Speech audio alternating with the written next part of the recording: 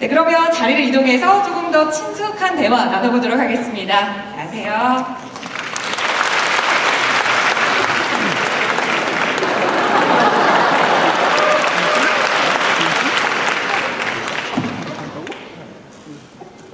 네, 후보님 요즘 정말 바쁘시죠? 예, 재밌게 다니고 있습니다. 네, 하루에 몇 시간이나 주무시는지 좀 궁금합니다. 생각보다 많이 잡니다. 그래서 이 아기 피부가 유지가 되시는군요.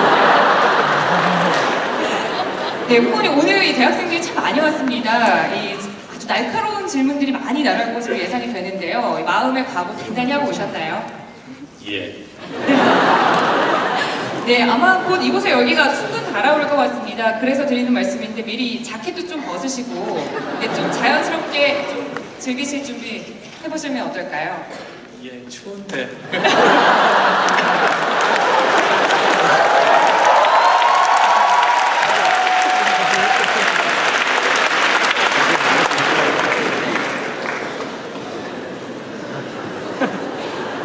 네, 이 후보님 감기 걸리시면 혹시 제 탓하지 않을까 조금 걱정이 되는데요. 여러분의 뜨거운 열기로 가득 찰 거라고 믿어 의심치 않습니다. 네, 그럼 먼저 이 질문을 받아보도록 하겠습니다. 다시 한번 말씀드리지만 이 민감한 시기인 만큼 선거와 직접적으로 연관된 질문은 조금만 피해 주시고요.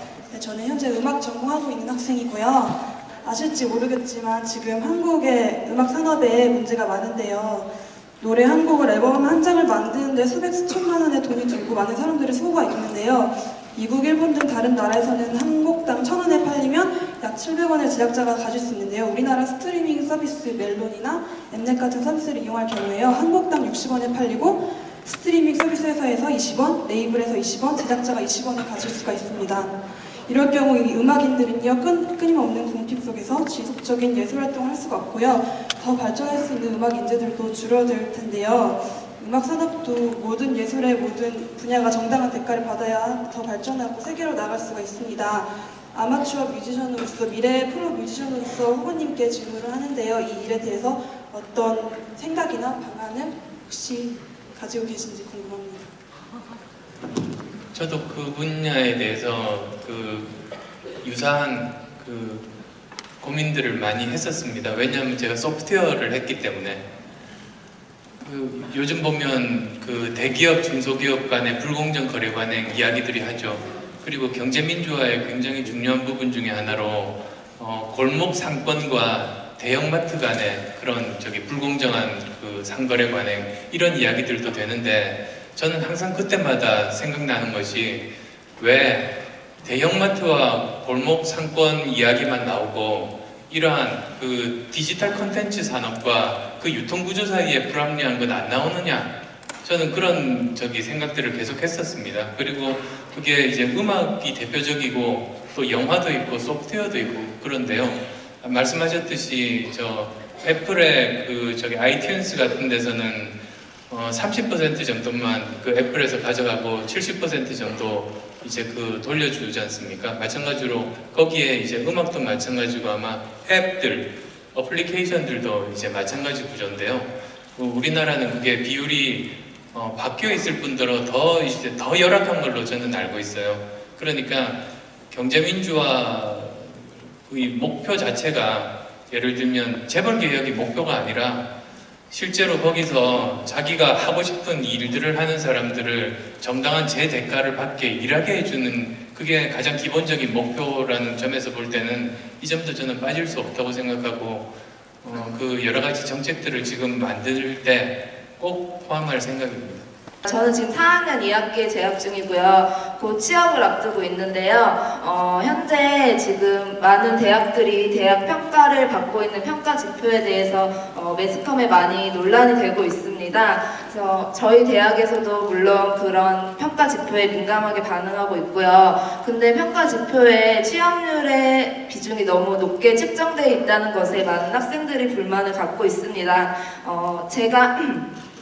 제가 중고등학교 때 생각하던 대학은 더 많은 분야를 공부하고 자신이 원하는 길을 갈 수 있는 그런 장이라고 생각을 해왔는데 실상 대학에 와보니 이런 취업을 압박받는 그런 기관이 되어버린 것 같아서 많이 좌절했는데요. 대학 교육을 직접 경험해보신 안철수 후보님께서 이런 사태에 대해서 좀 어떠한 견해를 가지고 계시고 또 좋은 해안이 있으시면 말씀해주시면 감사하겠습니다.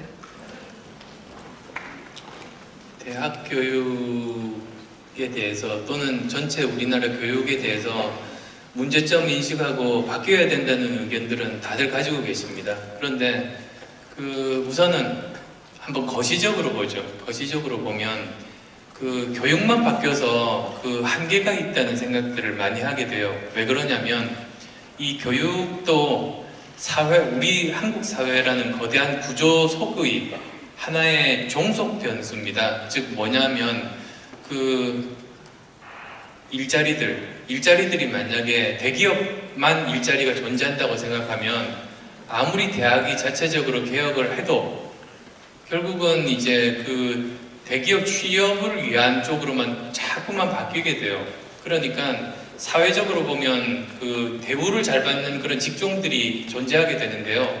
그 차이가 좀 심해지면 그렇게 되면 전부 모든 교육들이 거기에 따라서 줄을 설 수밖에 없어요. 그게 제가 말씀드리는 이 교육은 사회의 구조 속의 종속 변수라고 말씀드리는 그런 이유죠. 그러니까 근본적으로 이제 교육이 제대로 잘 방향을 잡기 위해서는 사회에서 자기가 하고 싶은 일들 열심히 하는 사람들은 누구나 어느 정도 생활이 영유될 수 있는 그런 사회 구조가 되어야 됩니다.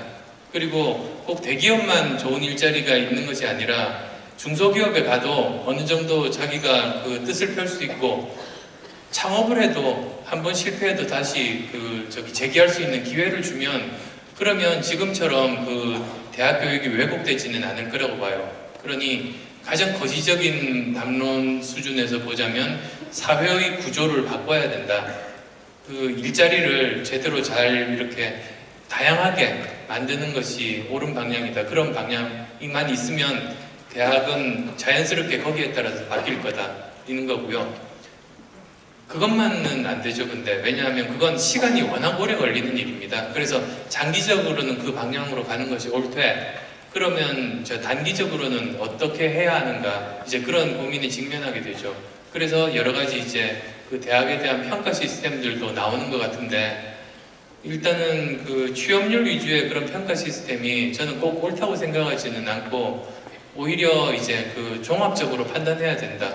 그래서 이런 평가 시스템 자체는 바뀌는 게 옳다 하는 그런 생각들을 가지고 있습니다. 그리고 이 평가 시스템이라는 게